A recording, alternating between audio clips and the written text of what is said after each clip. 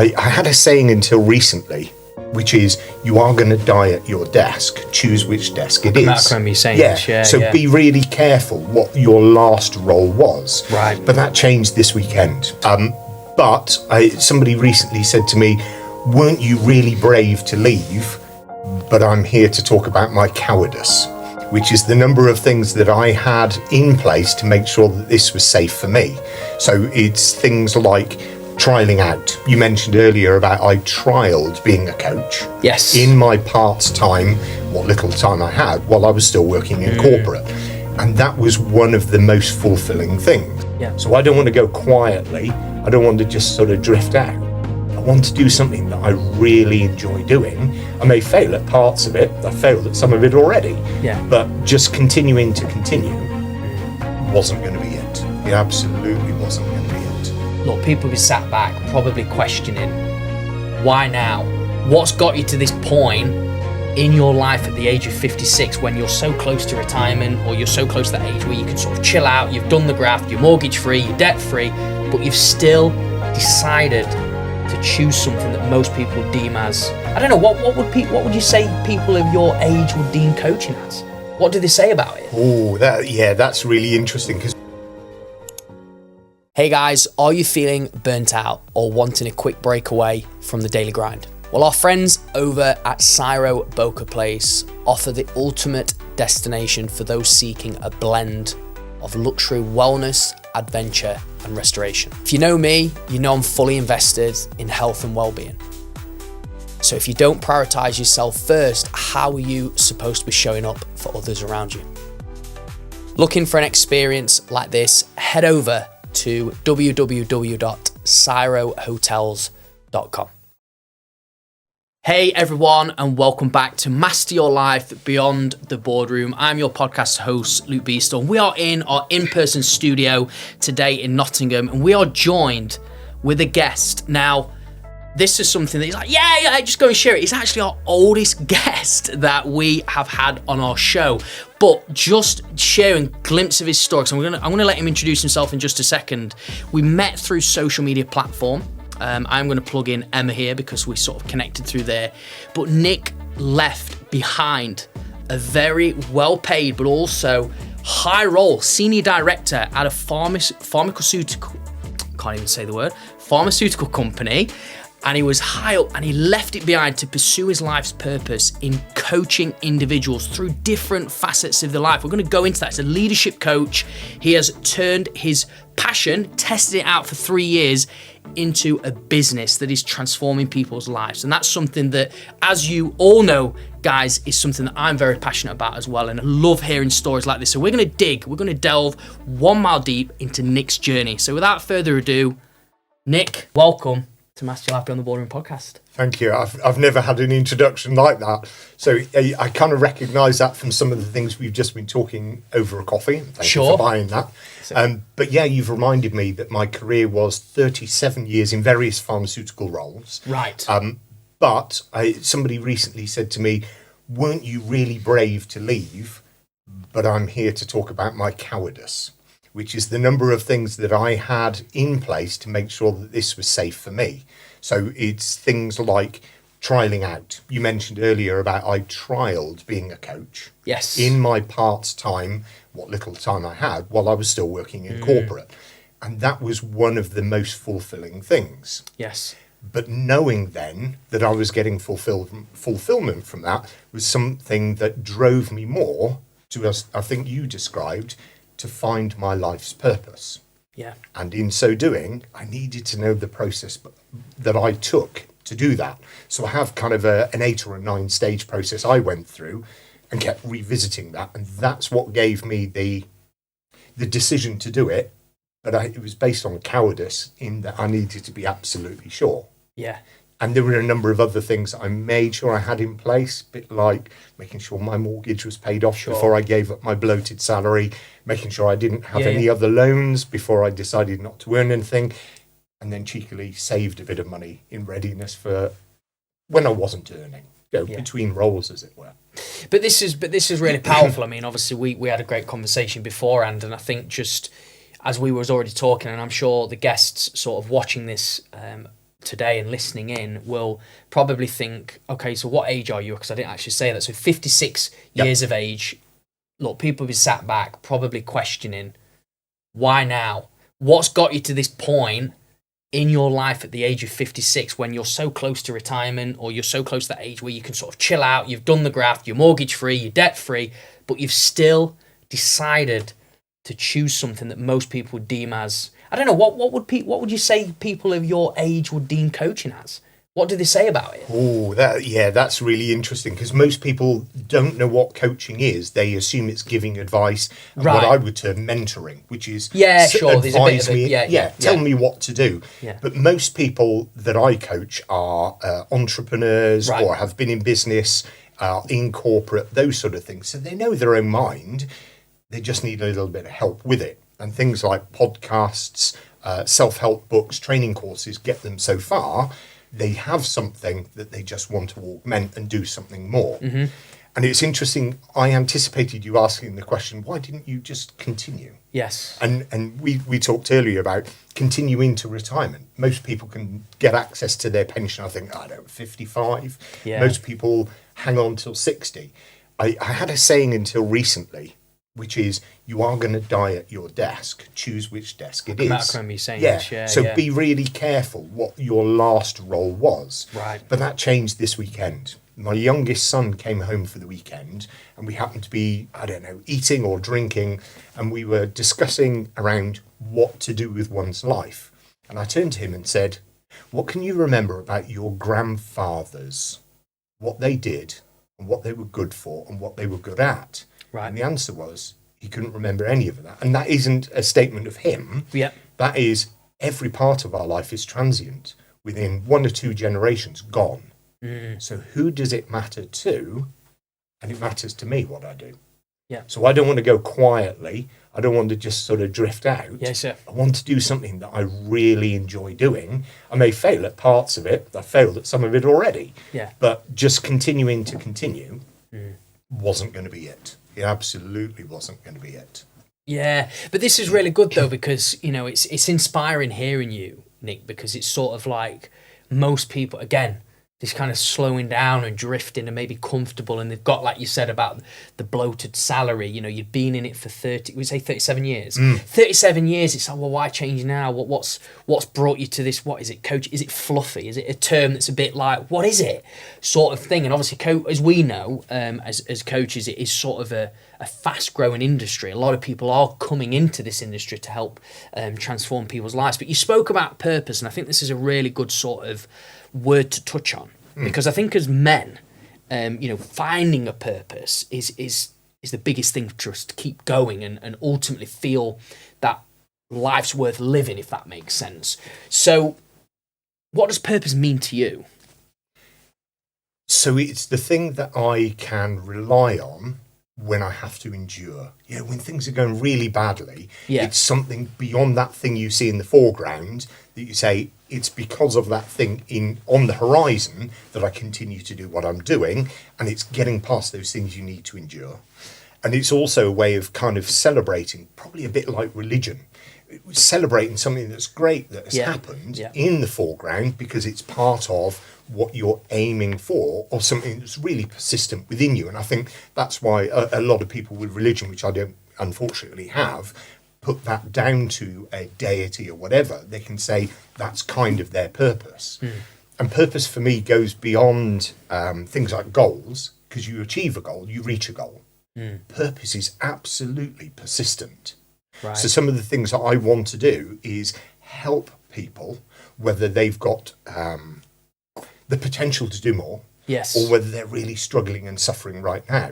That for me is a big part of why I do what I do. And I'll never achieve that, because there will always be somebody else that presents with a unique set of circumstances, be it positive or more challenging. Yeah, it's a really sort of interesting insight that you share there. I mean, just even about the purpose, like I say, the persistence and beyond that, there's obviously deeper meaning to it.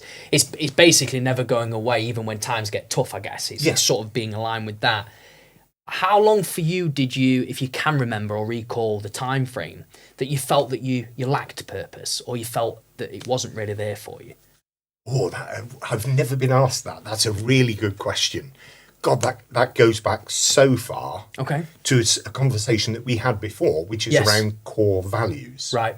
And core values aren't your purpose, but it was the first thing that I saw that opened my mind to how I think and how I operate. Right. And it must have been 25, 27, maybe more years ago Okay. that I did an exercise to work out what my core purpose, my core values were. Yeah.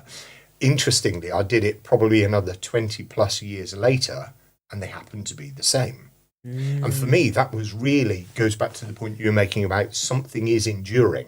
For me, I've now found my purpose. Yes. But equally, my core values were enduring for me too. Yep. So I think even back as far as 25 years ago, I had an inkling that I needed to do something that gave me self-worth, Okay. gave something back, and I really enjoyed doing. But I think finding my my own life's purpose was probably about 2019 when I was laid up, having had an operation on my knee, nothing better to do. I determined a process to find my life's purpose, and that was just so liberating in so doing.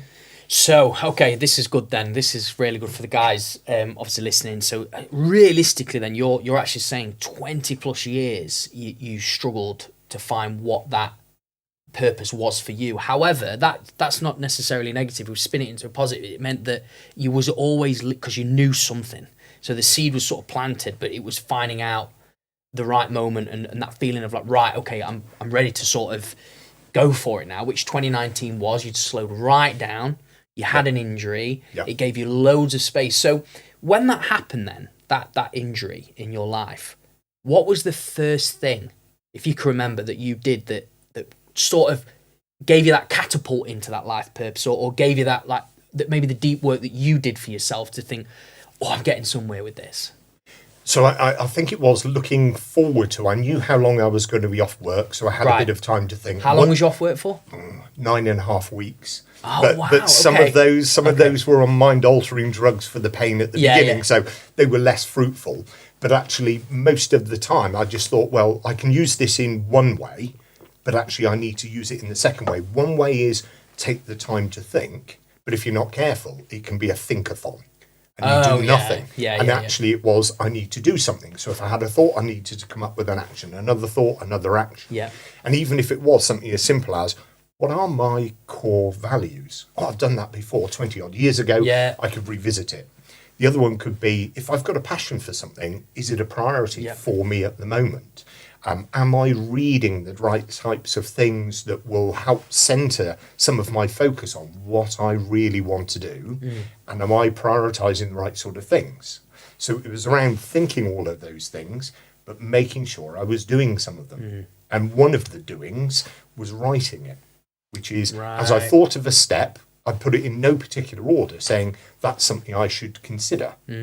And then once I'd finished the process, came up with my life's purpose, started working towards it, or more specifically using it, I then recorded it in a way where I intend to publish it, albeit free of charge, on LinkedIn as a newsletter, as the life's purpose hiking map for people to see what I did and see if it would be of any value to them too. But that's amazing though, because it's your story. You know, it's sort of the adversity, the challenges that you've been through. Obviously, you know, even that, having an injury, you know, being drugged up, probably brain being a little bit all over the place, but then slowing down, knowing that there's sort of there's thinking and doing. You don't want to spend too much time in thinking. Yes, you can think. There's nothing wrong with that. Bit of space, writing stuff down, but then there has to be action to move towards it. I'd love to know. I know this is a bit of a question away from yourself. What did your wife think of this sort of endeavour and this like purpose work that you was doing? So that she is a really liberated person.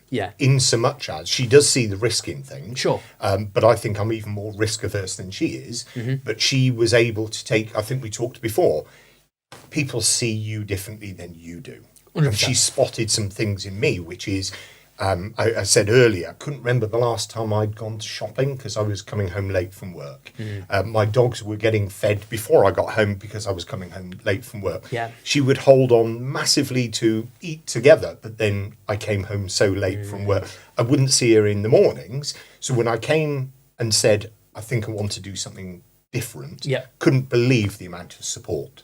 Right. Really, like, not surprised, just delighted with her response, which is, you're plainly not happy. If you've thought it through, amazing. if you're going to plan to do something else, what is it? She keeps me grounded by saying, well, you need to stand out from others if you're going to be a coach, be a mentor, that sort of thing. I absolutely couldn't do it without her. Wow. Absolutely couldn't. What's been the best bit of support that she's said to you that you thought at that time when maybe, I'm not saying doubt crept in, but at the end of the day, what you got to think about here, just for people sort of listening in, checking in here, you've been in an industry for 37 years. It's a long time.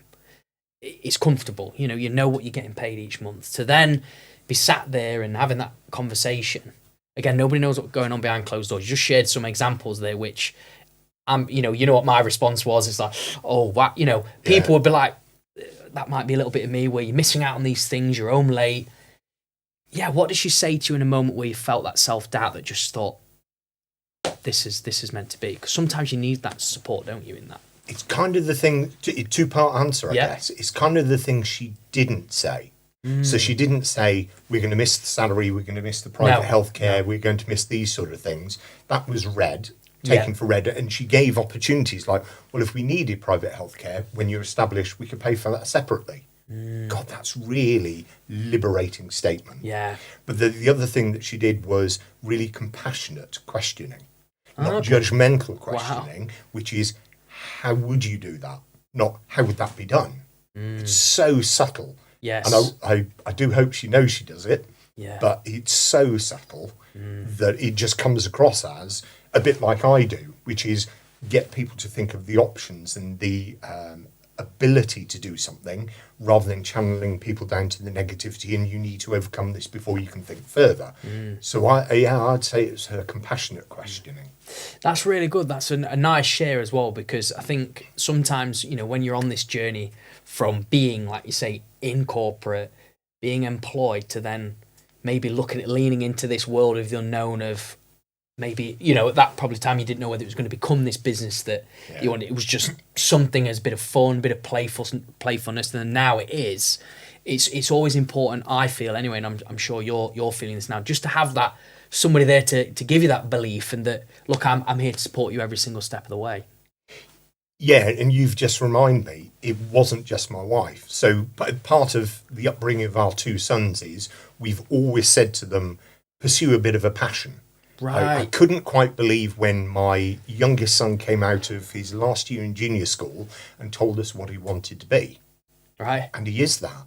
And I was thinking, can you spell architecture? When he was telling me at the age of 10 and 11.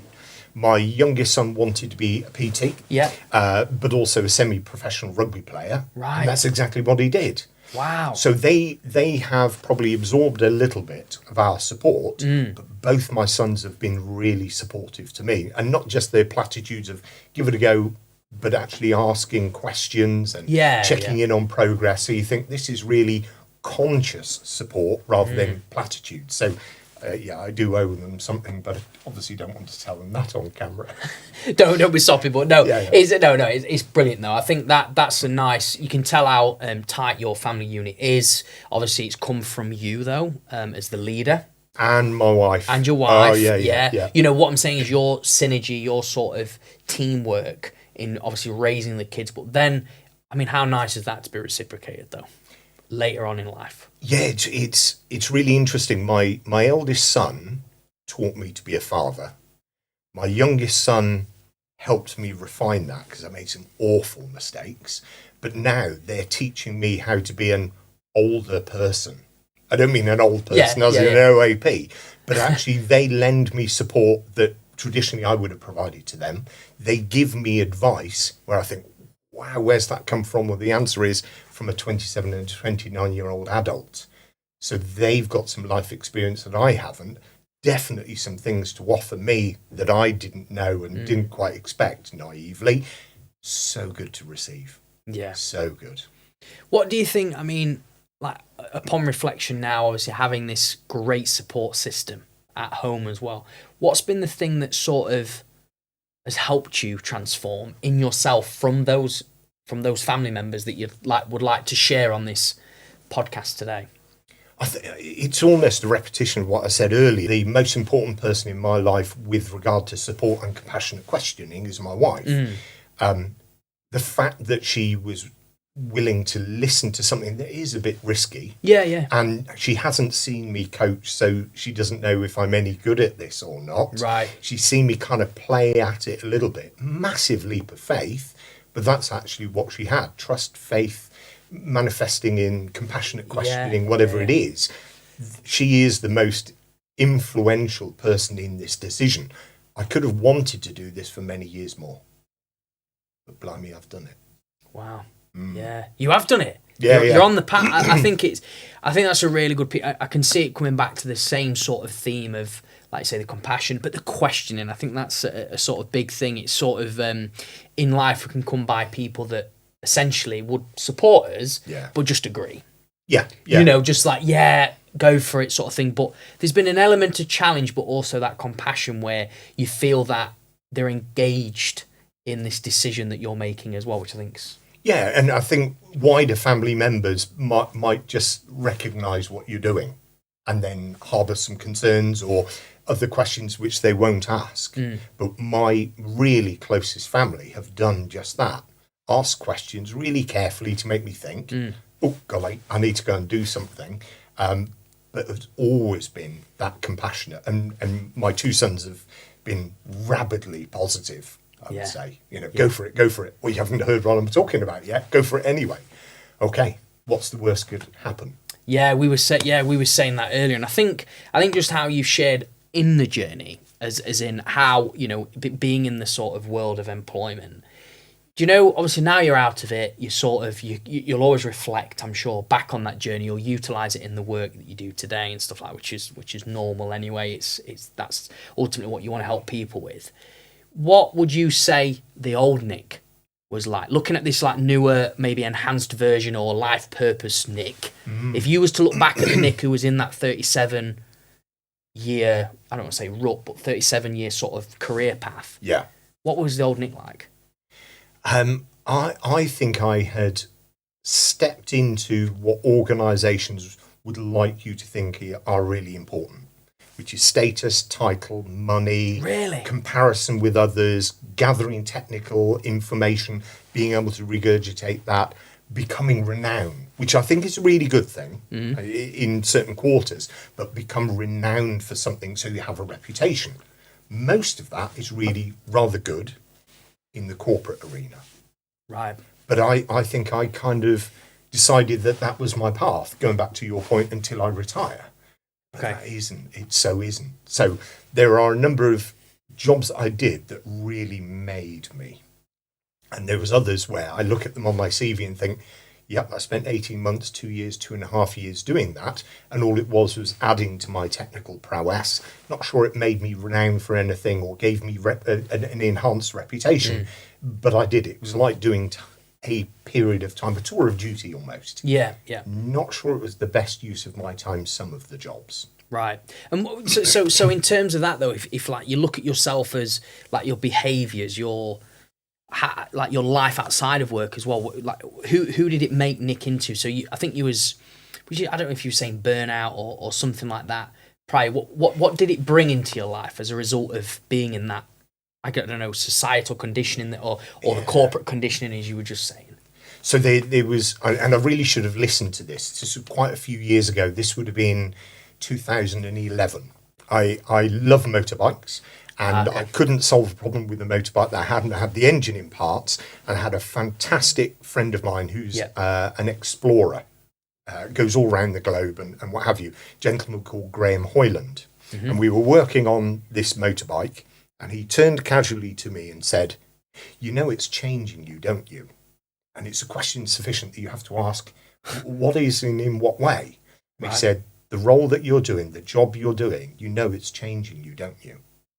That made me go in on the Monday, this is on the Sunday, the Monday, and do a little bit of work that day to update my CV to move on. And that goes back to the point you were making earlier, which is people see something that you just don't see. Right. And he was saying to me, it's changing you for the worst. If I then fast forward to what I just described, which is my wife being so tolerant of me coming home, never going to the supermarket, other than probably to get some beer or wine on the way home, never feeding the dogs, on occasion not walking the dogs for days, if not weeks on end, what it did is hollowed me out. However, I can't blame anything else or anybody else. No. It was me. I allowed it to hollow me out and be filled full of work things. So I'd be sat in front of the telly, I'd be attempting to listen to something, and I was thinking about work. Right. Now I don't. No. It's so different. So different. I think a lot of people relate to this though, Nick, you know, in just what you shared there. The fact that, I mean, have you thanked your friend, by the way? Who said... I have told him, and the worst thing is... Because I think that's a brilliant thing, because it hits, don't it? Oh, yeah. I mean, at the time, you'd be like, well, you know, maybe you shrug a little bit and go, yeah, whatever sort of thing, but the fact that it impacted you there and then, you know, it changed it straight away, which is... I hope I did, but what I'll actually do is when this comes out, I'll post it to him to make sure he sees, but he needs to take enormous amounts of credit for what he thought, but more specifically what he said and how he said it. I mean, just you repeating that, I could imagine that sort of happening, you know, and it's quite powerful. Yeah. You're changing, you're not the same person, you know, all that sort of thing. But you did make a change. But you know where you said about missing out on these things at home? In the moment of sort of like being in this work mode, hustling mode, just on average, I know this is like a really random question, like what would you say how many hours did you work a week? Did you know? Did you roughly, was it just constant grind? Was it 7 days a week? What did it look like? So there were some awful markers, which is I used to set my alarm for 6 o'clock in the morning. I'm sure you get up earlier. Yeah. But I found myself setting it for 5:55 or 5:50. Okay. And the obscene logic was I could get to work 5 to 10 minutes earlier. And then I would race the other oblivious cars. They had no idea where I was racing them as I went down the M56 to get to work, which was my last corporate role. So I could get into work for 7:20, so I could be at my desk and start my PC. Big set of stairs to go up to my desk. I'd take my PC out of my laptop bag, and I'd start it. So by the time I got to the top of the stairs, wow, I would then be able to log in. And it would all save me seconds. But the seconds that I would then use for not having lunch, not having any sort of break for coffee, but I would have one at my desk. And then I'd leave at 7 o'clock or so, or 6:30, bearing in mind I have an hour's drive home too. So 7, really? 6, 7, would be a typical day. And where most people try and then finish early on a Friday, I was trying to round off so many things that my Friday was rarely an earlier finish. Wow. Which is just really wrong. Yeah, really wrong. It's interesting. So what was you contracted to, though? So your hours, was your hours 7 till 7? Or what was it? 37 and a half hours. So 9, 5, 8, 4, whatever it is. Really? Yeah. So what, so okay then, so let me ask you this. What was your sort of reasoning, if you look back at it now, for showing up earlier than you sort of needed to be and finishing later than you needed to be? Ooh, this is a real disclosure. I never thought we'd get this far. There were people that worked for me, and I hate using that term, but I worked really closely for, and the organisation had them reporting to me, who put in probably more blood, sweat and tears than I did. And I felt, and it was a weakness of mine, that I couldn't leave before they did. This is going to relate to a lot of people, by the way. So there were some significant people that bust their gut. Okay. So one particular lady, and I haven't got her agreement to use her name, but she was in a team of 4, 3 left. She was the only person that did that role, really high pressure role, and she did it for month upon month upon month, never taking a day off sick, even when she was poorly sick. There was another person that worked for me, and she would quite coincidentally get in before me, and one of the things I used to do at the end of the day is, when are you going home? Why are you staying? What are you actually working on? And she would work longer than I did. Wow. And it was just the effort that they were putting in as their, I like to think, servant leader at some point. I can't just say, hey, it's 5 o'clock, I'm off. So really bad behaviour of mine. Right. Happy to be beaten up all over for this. No. That's what it felt for me, is I couldn't just leave them because of what they were doing. They weren't doing it for me. I wasn't that influential. They were simply turning in the goods for their people. It was just a tremendous thing to watch, but a tremendously bad habit of mine. And did you ever share that with anyone? Yeah. And what did they say?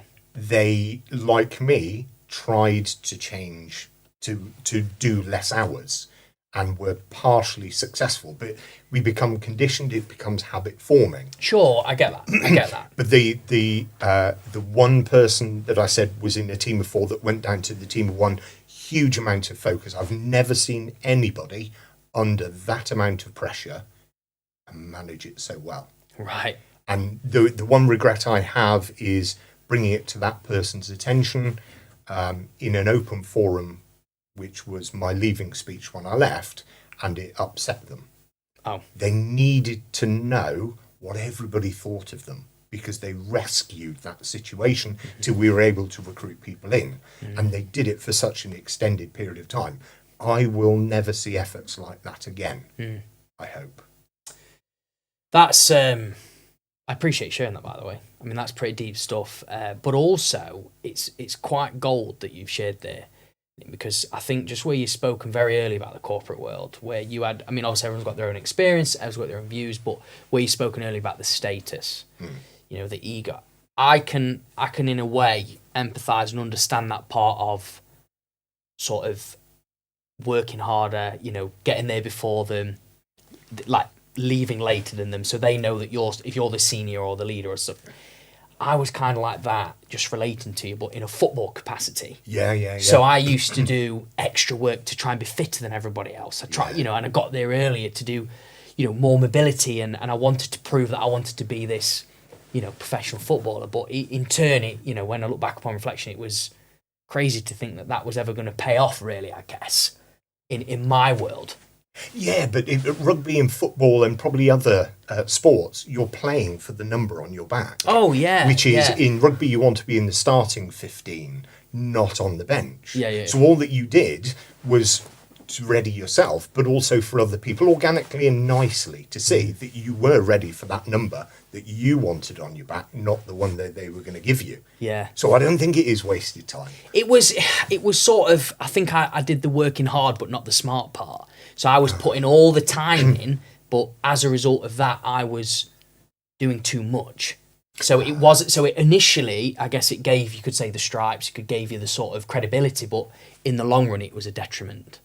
It was actually become more negative, if that makes sense. That's where it sort of led me. So for you, in your sort of role, just going back to sort of like where you, if you look at it upon reflection or in hindsight of starting early, finishing late, would you have changed anything if you could go back? Oh, God, yeah. Absolutely. It was a ridiculous thing, and it slowly built up. Right. What I had is sufficient influence with people, not over them, to try and encourage them to do something different, because I wanted to do it purely selfishly. So really what I should have concentrated more on is how I could have helped those that nominally reported to me to make sure that they had a nicer life, which would have bought me less hours and a nicer life at work too. But it goes back to your point about not just doing less hours, but working cleverly to do so. So a number of times I was saying to people, if you really push for time, how could you do it less, whatever that is? Do it less well. Do it with less time committed to it. Do it less frequently. And that would unlock for some people. But then some organisations see you've got some more capacity, so they load some other things in. Yeah. So even that, though, like so you was, I guess, sort of teaching these individuals below you that was part of your team to sort of not work as much as you, but or was you sort of trying to help them not be there as much and get things done at a higher performance level, or? Yeah, because of the calibre of the people that reported to me, I was never teaching them anything, I don't Right. think. They always had it in there. And I think sometimes in any organisation, I'm not talking about the last one that I work for, you have to give them the permission. So I can think like that, yeah. And I can do something a bit innovative, yeah. And you don't need to check it in with you, no. Right, but what if it goes wrong? Goes back to our point of what's the worst that could happen? Is there really something we can't rescue? And it's actually giving them the opportunity to say, well, I could look at how I could do less hours, how I could do something cleverly, how I could miss a deadline where, and there's always some things like, I need that last thing on Friday. Really? What are you going to do with it on Friday night, Saturday and Sunday? That's a false deadline, and therefore try and get people to examine those things to say, no, maybe I don't want to do those things quite as first envisaged. Yeah, it's interesting because where I'm sort of taking this in is that you know, like I say, he was contracted 37.5 hours a week. He was practically doing triple that, almost triple that. You know, in the workload, obviously, you like you said, you did it sort of. There was the status, there was the going up to the higher roles. Obviously, you sort of looked at it from your team's point of view, going, yeah, I think I'd be quite embarrassing if I come in late, rocked up, and then left early when I'm supposed to be the senior. You know, and I can imagine so many people relate with that. But you know, for you, was there ever a moment in that period that come up as I don't want to say a breakdown moment, but a moment that sort of gave you a bit of evidence to go, there's not much longer that I can sustain this? Because the way I'm hearing you talk about it, I'm like, how did you even sustain that amount of workload while still having a fantastic relationship at home with your wife, great, you know, with your kids? Because you see so many get torn as a result of that work sort of thing. Well, I think it's the last point you made there, which was, I think it was the deterioration of my home life that was saying no more. Right. And a bit like when you wake up one day, is it today or is it going to be tomorrow? Okay. A bit like you snoozing your alarm and so on. And I just had those feelings and thoughts for so long, and I'm still trying to rescue the situation, if I'm honest. Right. That my home life was just gently being flushed away. So, you know, at the weekends, you know, I'd occasionally look at emails on my phone. Right, sure. My wife and I were just about to find a pub, I think it was on Anglesey, and I got a call from somebody from work, and I took the call because I knew it was for them quite important. For the people that directly reported to me in my last organisation, and I still stand by this, I said to them, you can contact me day or night. I'm happy to support you because of all they did for me. Everybody else can go and sing. Yeah. But the fact that I took that call in Anglesey, that was a real startling moment for me. And I got engrossed in the technicalities of it and coaching the person at the end of the phone. They were coincidentally making the right decision. But that was a real difference. I'm here with my wife. We haven't got the dogs with us, which is really relaxing. And yet here I am taking a call and then took another call from the same person just to round it off. And that for me, when I kind of looked at my wife and thought, what am I doing? And she was really polite about it and nice about it and all the good stuff. But it was really quite key. It was the fact that my home life was suffering so much, and I could see a better way. It just meant less of a bloated salary. So there was, so obviously that's interesting you say that, because you was aware of it, which I think, you know, I guess some people, they are aware of it, maybe they just ignore it. Some people are not even aware, they're oblivious, they're just so in the hustle mode or the, you know, the work mode and pleasing others, whatever, and they just, and then it's like as soon as something explodes, it's too late, sort of like someone's left or kids don't want to have anything to do with them anymore, anything like that. So there is that element there that I guess gave you a little bit, I mean, like I say, just an example, taking that phone call whilst you're away on, I guess, a very intimate trip and time away from the dogs, the kids, whatever.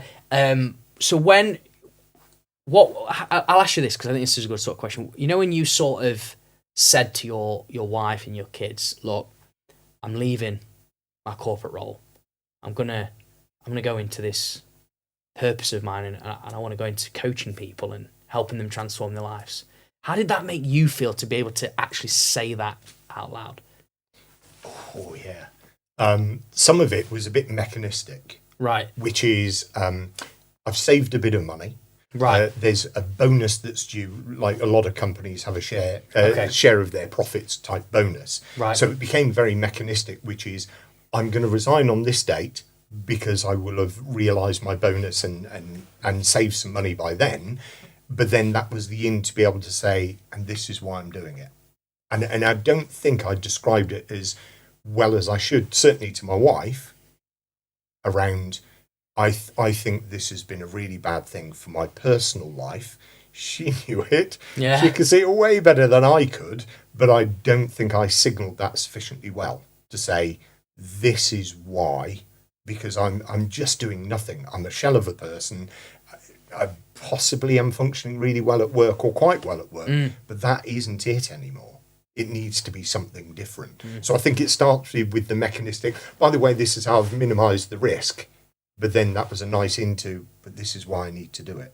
And that's where her compassionate questioning came in, where I thought, this isn't destroying, it's adding to it, it's making me think of some things, and oh yeah, I need to do that as well as a risk mitigation or a what if the stuff hits the fan moment, how would I recover it? But actually it was all supportive.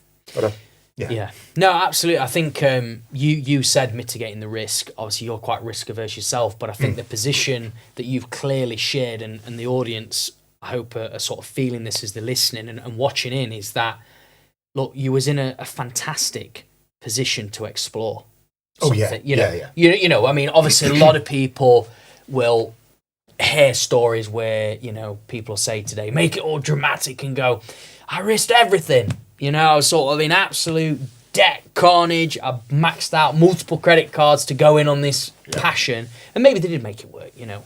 Obviously for you definitely did do it smart, which I think is nice to hear. But also at the same time, you're following through with something that you truly want to do, even at the young age of, 56, right? And the fact that, you're following through with something you've always wanted to do. It's not just being a sudden switch. It's been 20 plus years. Yeah. And somebody asked me, or rather intimated, it was a very courageous thing to do. Right. You said yourself, you've noted that I'm risk averse. I will only ever do something when the risk is diminished sufficiently, it's okay to do. Sure. And I had to train myself to move away from reduce risk only, then do the thing, to vision the thing. Yeah. How good could the thing be? And actually, instead of just reducing the risk, how brilliant could it be to do whatever? Yeah. And then really most of what I did was based on cowardice. So I didn't do it till my mortgage was paid off. I didn't do it until my two kids were, fully dependent on themselves rather than me, till I haven't got a haven't got a loan for anything, had saved some money, had played at being a coach for 2 or 3 years prior to making the decision. But that for me was all building up to, that's managing the risk out of the way, but actually how good could it be? Yeah. And I spent years, probably since 2000, I'd say, so roughly 4 years of coaching people while I was in the corporate space. Yeah. So I did some really naughty things, which is I relied on my people. They did some fantastic things. They were technically brilliant, far better than me. Why would I tread all over them with making their decisions for them or even trying to influence them? Yeah. I left them to do, and they did splendidly. What did that give me? The time to coach people at work to get them to a different place. All that I did was based on cowardice and experimentation, careful, risk-managed decision-making. Is that something that's been like in every decision that you've sort of gone for, or is that something that you approach with everything, or is there more of a riskier nick in anything? Oh yeah, good point. In work, no. So right. I always see the risk in everything, and only when I can diminish it, mitigate it, reduce it, whatever it might be, then I'll do it. But some of the things that I do, so I love trials motorbiking, and I've had a few instances with that. I love riding road bike, and boy, I've had my instance with that. I love rock climbing, and I'm scared witless of rock climbing. I'm absolutely scared witless of height. But the one thing it gives me is when I'm more than, say, 20 feet off the ground, the whole of my universe is only 2 meters around me. So you were saying about how meditative it is, I think you're bonkers, running up over mountains with no sound other than what the environment gives you. I lose everything when I rock climb because I'm just there in that moment. Present, So some of the things I do, mountain biking at ridiculous speeds downhill, that wouldn't be me in the corporate. that wouldn't be me in business. I wouldn't take those sort of risks.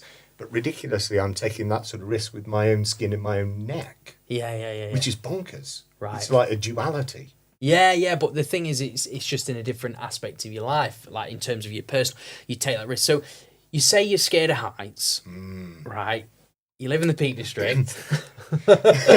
and you've even also said, which I think is a really good point, because obviously I've done a little bit, as you do, a little bit of research. Obviously, we've had a conversation anyway, where you want to actually provide an experience for your clients to coach up in the mountains. So really, it's like they'll probably have, I mean, I don't know whether this is the case, I'm just sort of spitballing here.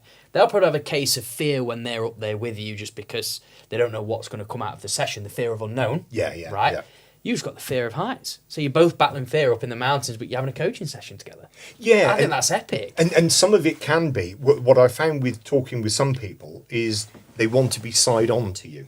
They don't want to look at you when they disclose or when they say something, or they don't want to see your reaction, they only want to hear it. Yes. So actually walking with somebody, literally, rather than just figuratively walking beside them, now that can be on the least demanding of terrain, following a nice natural river down at the level. Yeah. Or it can be, well, why don't we meet at somewhere like Stanage Edge and do a bit of scrambling, because that will take you out of your comfort zone, which is actually verbally where you want to go as well. Quite whether I'll take somebody bouldering or climbing as well, I'm not so sure. But there could be some challenging stuff. I think our conversation about an hour ago made me think about that more when you brought it up. Yeah. I think it's a great thing. And just what you said there, though, about people would prefer probably to be shoulder to shoulder than rather probably directly like we are, opposite each other. It's interesting because I went out, I know we're going off a bit of a tangent here, but it's relevant to what you've shared, is I went on a run with a guy, and he sort of opens up with me, and you can tell he's uncomfortable sharing it, but he's sharing it anyway because he feels comfortable sharing it with us, whilst on a run.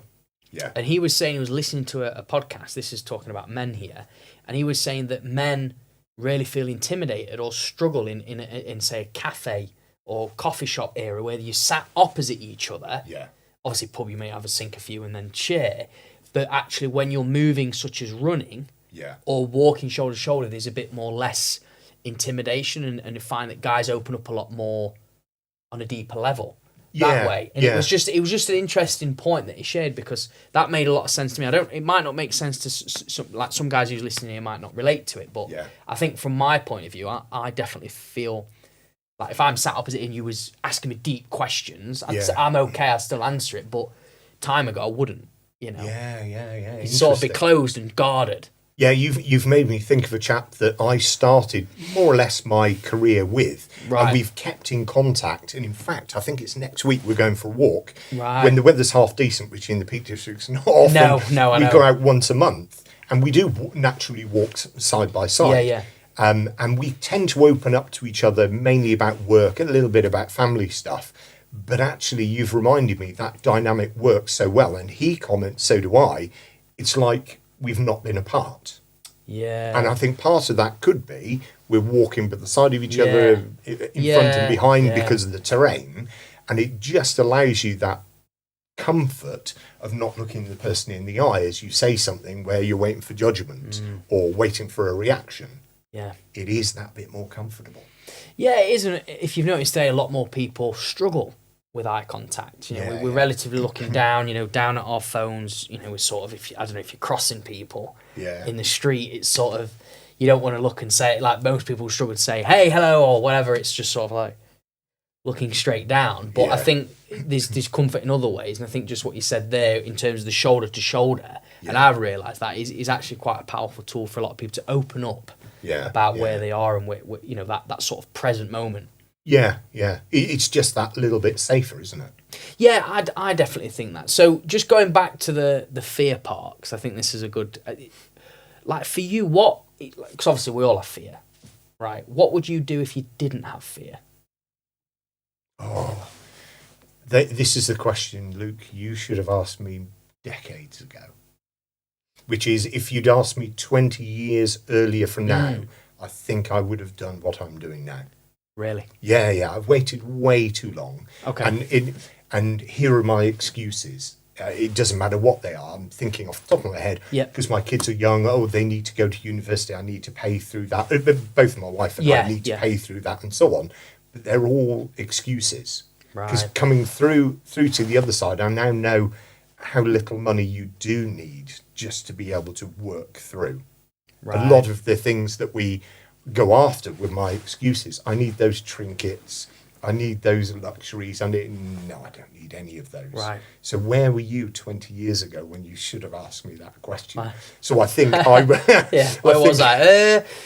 No, I was still alive. I was Yeah, still, you were I was about probably 10 years yeah. old, yeah, something like that, yeah. So, yeah, that's the thing, that going back to your earlier question of what made me do it now at the ripe old age of 56 is I like to think I've got plenty of time left, and I'm not sure I've used it as I should have done.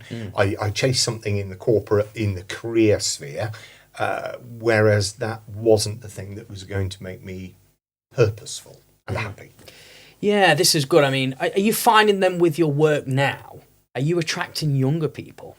And are they looking up to you as a role model and you're sort of guiding? Like, so obviously you say openly you've made mistakes, there's been excuses for like 20 odd years. Or are you finding it to be a bit of a mixed bag? Or are you finding older people that want to sort of, because they're looking up to you and go, I don't want to retire yet, I just want to find this purpose? Or I've never thought that until you said, but most of my younger people, interesting. I'm not sure that they want to follow the same path and say, right, when I get to 35, I'll jack this in and do something different. Yeah. I think there's some more mature people in age terms that are probably listening to some of the things I say, reading some of the things I write, and I'm not always saying you need to follow me and jump out of a corporate career. No. What I'm saying to them is, if you find a purpose, you can indulge yourself in your corporate career, you can incorporate that and stay, but enjoy it far more. I did from 2000 through to more or less when I left, when I knew I wanted to pursue it even more. I had a marvellous time experimenting with coaching virtually every hour of every day in my corporate role, but I wanted more of it. Right. So I think there are some older people who probably may take something from this, which is, I need to do something to be happier in work and stay there. Or some others that might say, I've been thinking of this for a while. Yeah, I too want to do something, and it looks like it can be done. Yeah, so you've got two sides of the scale. It's just good because the way I see it, I think there's two sides of the scale, like we've just shared, really. Like, yes, the younger people that probably are now getting into the sort of, like what you were saying, kids, financial security, but you can share that actually through your experience, that what you may thought is what you needed at the time wasn't actually a reality as you got through it on the other side. And that was like 10, 15 years plus of that period when the kids are at home, the important years, but actually that would give them, I guess, a bit of inspiration and hope and comfort, knowing that, oh, okay, I thought that's the way it had to be. I thought that was the sort of condition. So you're given that, but then on the other side, the older generation, or not the older generation, but the people that are probably like similar age to yourself, like maybe striving for that retirement, going, why wait till you're retired? Yeah, and actually you're pinning your hopes on being able to retire in the traditional way. I read a book called The 100-Year Life, and I keep reminding my kids that it's there to be read. Right. And it talks in my generation about 3 phases of life: education, work, retire. Right. And there's a blurring about exactly when to retire. But they talk you through the financial position of most of the developed nations, where they're saying, not sure there will be the traditional retirement. So they introduce a model of work for 5 years, take 2 years off. Actually, 2 years retire, work for another 5 or 7 years, take 2 years off. And there's some people that have done it really well. What if the model that I'm seeing that I could enjoy starts to become more scarce for people like, guess what, your generation? So how would you retire throughout your career and then find something at the back end of life that you can still do, that earns you some money, that's really fulfilling, purposeful, you gain from it, both financially, emotionally and intellectually. Do you want to retire? I thought I did. Yeah. But, you know, with developing my business now, I do have a bit of free time, and I'm using it quite carefully. I don't need a lot more free time. What I want is to fit in with my purpose and continue doing what I get massive kicks out of. And within reason, if I can string a sentence together and meet somebody for a walk on Stanley Edge or wherever it happens to be, I'd really like to continue doing that. At some point, I won't be able to, but... No, but the thing is, you like I say, you're living in the moment, you don't want to retire.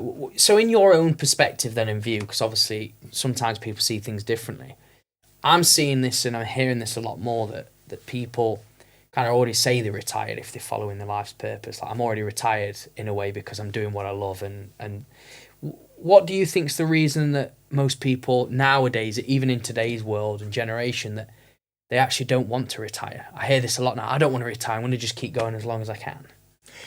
Yeah, it's interesting. I've met quite a few people where they've said just that. No, I don't expect to retire. I don't want to. Yeah. And it always prompts, so what do you do? Yeah, of course. How do you spend your time? What do you get out of it? And I think there's some people that are saying, I don't want to retire because it's scary and I don't know how to. And there's others saying, why would I retire when I get so many kicks out of? Sure. And they describe what they're doing, or the fact they haven't finished yet and they're going to do something else with it. You think that's great. But I'm not convinced by all those that say, I don't want to retire. Yeah. Absolutely not convinced. No, I mean, it's just, I just wanted to hear your view, because I think obviously, you'd be at that. I mean, you're not now, obviously, with the mindset and the life and the work that you do now, but probably you did once think, oh, I'm only 4 years away from retirement, God, I can't wait. Like people do, they're sort of wishing their life away. They go, I'm 5 years away. Oh, I'm now 4 years, and they're sort of waiting, but they're not happy. They've not got much fulfillment. So what would you, so just because you've got experience, right? You've now gone into this. What would you be saying to somebody that's listening into this, they're watching this, that deep down, they're probably watching this and going, that's me. I'm literally counting down my retirement, but I'm not like actively saying it a lot. But inside of me, I'm literally going, I've only got 5 years till I retire. I can't wait for my retirement part, but they're really not happy. I'd say it starts earlier than that. If you can recognise in yourself that you are waiting for the next weekend, you can't wait for the long weekend. Yeah. You find Easter because it's 4 days and all the bank holidays. The nation gives it to you. Yeah. Or you're waiting for your 1 or 2 week holiday, and boy, do you need it. That is what it feels like when you're getting 5, 6, 7 years away from retirement. So if you're having those thoughts early, do something. We talked earlier about when I was sat on my backside waiting for my knee to repair. You can do lots of thinking. That's the beauty of being away from work. You can do lots of thinking. But if you do no action, it's utterly pointless. And it just becomes cyclical thinking. So if you're thinking, I can't wait for the weekend, I can't wait for the long weekend, when's my next holiday, when's Christmas, any break from your toil or your work, you need to do something. Even if it's momentary thinking and one small action. Whatever that is, dip your toe in the water, experiment with something, try something. It doesn't have to be revolutionary. See if it makes you feel any better. And if so, capitalise on it. Take notice, be aware of it, and capitalise on it. Yeah, it's really good. I like it. Sort of, you've simplified it. You've made it's accessible. Everybody can sort of, okay, because everybody knows there's something deep within them. If they sort of now, like you say, wishing their life away. Oh, I can't wait for the bank holiday. Can't wait for Friday because I've only got a half-day shift. That in itself is, again, it's quite common, but the fact that if you're aware of it, you know that something deep inside you've got to change, but taking that one action step rather than just being in that thinking mindset is I think, I know it's thrown around a lot, but the way you've put that together is really good. And it doesn't have to be revolution. No, it doesn't have to be perfect. It doesn't have to be this massive game changer. I've got to do this now and I'm all in. It's just exposing yourself. It is just finding something. If you're waiting for the weekend, look back over the week and what did I enjoy the most? What could I prioritise? What could I spend more time doing? How could I capitalise on that and do something that gives me more back that makes the following week even better, or the following month if it takes a while to do it? But do something. Don't just accept that we all just toil and then wait for a weekend, a long weekend, Christmas or holiday. What would you do to break your pattern? or break the mold? Like if you're like sort of, when you sort of in your, I mean, we're going back to your corporate role, but you've got your 7 till 7 days, you've got your weekends. It can feel quite monotonous, repetitive, going through the motions, when sort of life is just going and you're sort of on the conveyor belt, or maybe you're just in a blur, right?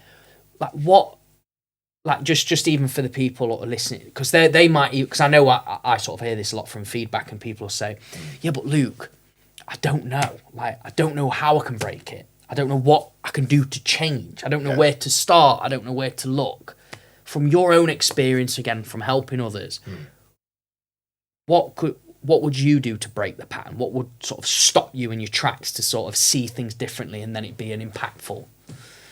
So I eat 2 P's. One is find out by sitting down quietly and think about what your passion is. So for mine, when I was in the corporate environment, I worked in a very technical environment and I loved that in my formative years. But the thing that really switched me on was the people and trying to lead them and get the best from them. So find out, first P is, what is your passion? What part of your work are you passionate about? It may not be very much. And then the second P is prioritize more of that. Right. Doing it better, doing it to a greater degree, doing it so you get some feedback from it, doing it so people see you're renowned for it and call upon that a bit more. It has more requirement for, and therefore you're going to do it more. And then you may experiment with a few passions and then trying to prioritize them. But you'll find more when you say, I don't know what that is. You'll find what that is. But you do need that quiet time to work out, what am I passionate about in work? Most people would say, none of it. No, you just keep challenging it, challenge it. There's something in your day, your week, your month, or whatever it is that you do like, you're semi-passionate about. How could you prioritise it? Well, you probably, I mean, I know people say, I don't want to be here, but there's got to be something, because otherwise you wouldn't be there. Yeah. Surely. Well, and in my career, there's a whole load of people that do say something like you said, I hate it here, or whatever it might be. And then you look at their employment record, they've been there 7, 10, 12 plus years. So there's definitely something that they like. There's definitely a passion they have. And they could prioritise it more, or they're not prioritising it enough. That's what they need to do, I think, in my humble opinion. Yeah, I think it's just, again, like what you said, that little bit of space, that time, that just silence, whatever it is, to sort of do that deep work. What do you feel that stops people from doing this? Because I want to ask you this question, because I think I'm hearing this a lot on this platform, where people all say, like, when I ask, like, what changed for you, and it become that sort of deep inner work. It's within. Why do you think people are not really exposed to it, or don't look at doing it, or feel really agitated or uncomfortable when people say that, to just even be more exposed to it? They're like, and they just neglect it, push it away, and then just carry on with the norm, if that makes sense. So I think it is that what you've described is so quiet versus the rest of the societal conditioning is so loud.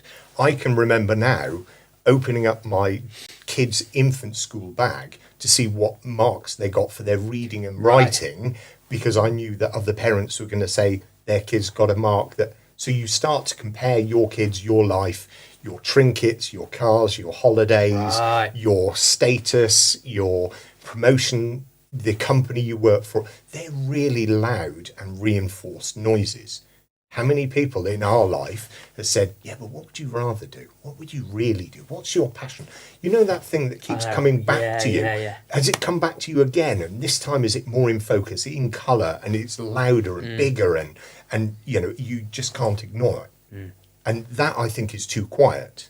And that's where certain friends, like my friend Graham, gave me a warning. And other friends, like my best man, tell me things which make me think differently. They make me think visionary rather than diminish risk. And I think they're too quiet or too infrequent for most people to look for them or listen to them, I think. Yeah, I like that. You're talking about, like, the noise, the loudness, and then the quietness and the stillness and the space. I think, again, I think it's sort of, I don't know. I see it where people don't necessarily even want space in the calendar or want to know that they've got spare time. It's always they want that time filled. Something always has to be happening. Something there has to be speed going on. It can't ever be slow, because if it's slow, then I'm wasting my life. If that makes sense. So just in your world, What helps you slow down? Just as you were saying there, I had that realization when I went from corporate, all of my time was spoken for. Lots and lots of meetings. I was running, participating, key in, whatever. My diary now, oh my goodness, it's my own. What is that about? So actually I can take time. It's things like, at the moment, I have a Thursday meeting. I've probably mentioned this to you. So what I don't do is work some 2 or 3 hours on a Thursday afternoon to get some of that time back. Some of that, as you said earlier, is where you walk around or you happen to do something and an idea comes to you. Not purposely doing it, but something comes into your mind and you think, oh, that would be useful. But in 2 hours' time, when I get it back in front of my laptop and I choose to start working again, I just have to remember it. And I think that for me is the difference. I'm trying to make time in my diary versus what you were saying, which is people are trying to cram into this. Maybe I have the luxury of being able to think that way, whereas I didn't, say, a year or two ago. So what have you, so now being a business owner, you obviously, when just so people can check in on this, so obviously 37 years in the corporate world, how long now have you been self-employed? Okay, 2 answers to that. Okay. Which is I left my corporate job in May and we went around France and Belgium in the camper van, arrived back in Blighty in June. That I laughingly say is when I started my self-employment. Okay. And it really was a case of, here I am, world, form an orderly queue, which is just a nonsense. But actually, I knew a little bit more at the beginning of November, so that's when I started my proper business. So that's when I've started, what's that, sort of 6-7 months. I've learned so much. I've had lots of experience. I've experimented with loads of things that just didn't work. And they were kind of vacuum activities that kept me busy and kept me involved. Did nothing for my business. Right. But I don't regret it at all. No. I think I mentioned earlier, at one point I disclosed to people I had been self-employed for 310 days. Yes. And I'd had 2 despondent mornings. And when I say despondent, it really was, oh God, do I have to do this today again or as well? But by launching in and doing something slightly different, bit of thinking, definitely different action, I bounced out of it really quickly. So, So officially, so for you then, non-officially was June, would you say? Yeah. Or officially was... my last salary was in May. Okay. So you got the payout then. Yeah. Obviously went travelling a little bit, June. Did you say, was it November? Yeah, that's when I started to learn some art around what is marketing and what is sales. Sure. And until then, I kind of thought both were sleazy, but I understand them so much better now. Okay. So 6 months as a business owner, if you want to say officially, into coaching. What have you learned the most so far? The range of people that approach me, both that become clients and potential clients. Okay. I thought I would probably, if the right term is, niche down on the leadership development because I've had lots of it, developing myself and developing others. But some of the people that have come to me have purely lost focus and clarity with their own business, and they just need a little bit of injection and listening to. Some of the other people are struggling and suffering with burnout. Some just don't realise their potential and they're splendid individuals and they just need to have it self-reflected. So the range, that's what I've learned. The sheer range of people that I can help. Right. A little bit of advice, I can definitely coach, and that I can walk with them to a better place. Either they have great promise and they're going to get there, or they're really struggling and they're falling back, and I can help them recover themselves. Oh, that's amazing. The diversity, the adaptability, the different types of people. I really like that. And I'm sure, I think, do you know when you say that, to me, it's kind of refreshing because, you know, when you step into a business, maybe like you've gone back, haven't you? And I know you said about the conditioning of like the corporate world. Yeah. And what you just said there about the range, that's that to me seems quite freeing and quite refreshing. Yeah, and the fantastic thing is I didn't do it. They did.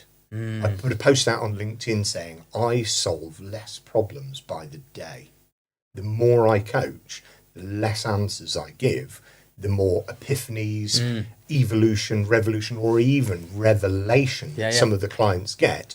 And it's just marvelous watching it. It's like one of the most absorbing TV programs, the best movie you've ever seen, with a positive twist at the end. Sure. It's just splendid to see. And I do less and less of it. They do more and more of it. So becoming a dad back in 2023 has definitely been challenging at times. Being on this entrepreneur journey, having multiple businesses, it can be tough, but it doesn't have to be. One way to kick off your personal development journey is nestled in the heart of Montenegro. Syro Boca Place offers more than just a lifestyle experience. It is the ultimate active lifestyle hotel.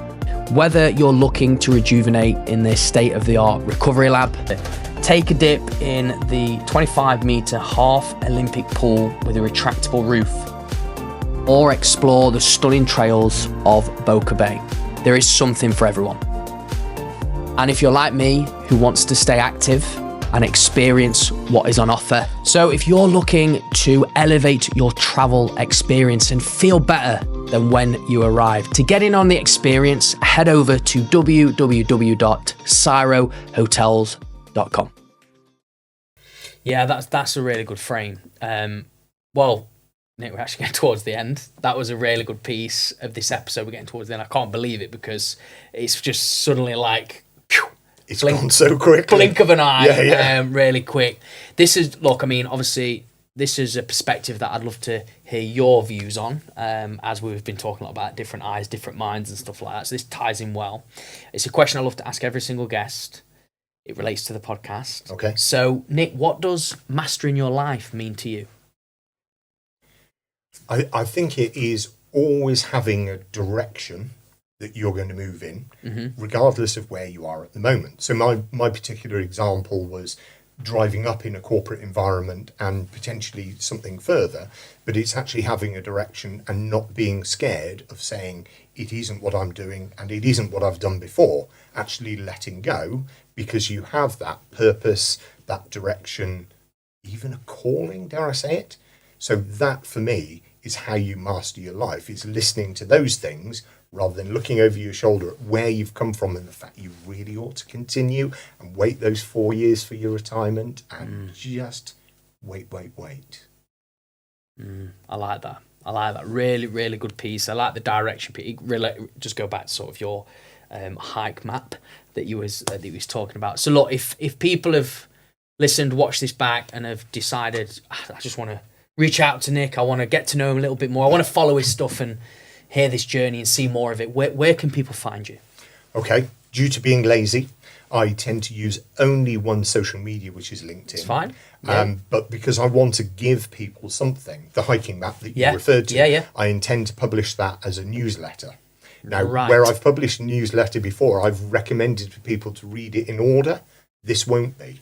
It'll be various aspects of it in 10 parts to be read in any order, read the wrong way round, as long as people identify with it and do something. Do some thinking, do some action. Okay. Exactly. Brilliant. So I want to give that, it'll take me a few weeks to produce, but I will issue that out once a week for people to be able to consume, use. I love their feedback. Absolutely. There will be people, we'll ensure that goes all in the show notes so people can follow along, subscribe to the newsletter and support your journey. But Nick, honestly, it's been an absolute pleasure to have you on our platform. Story's been insane, really good depth to it, and the mindset you have as 56-year-old man, I think is phenomenal. So thank you for sharing and spending time with us. And for anybody that's thinking podcasts, this is the one, and this is so relaxing. This is almost like therapeutic. So thank you. Thank you. No problem. Thank you. Thank you once again for everyone tuning into this episode. From us, if you enjoyed it, if you've taken value from it, if you just tap a like, drop a comment below, and even better, support us on our journey moving forwards, just hit that subscribe button. We'd love to hear from you. Feedback is welcome, and look forward to seeing you on the next episode.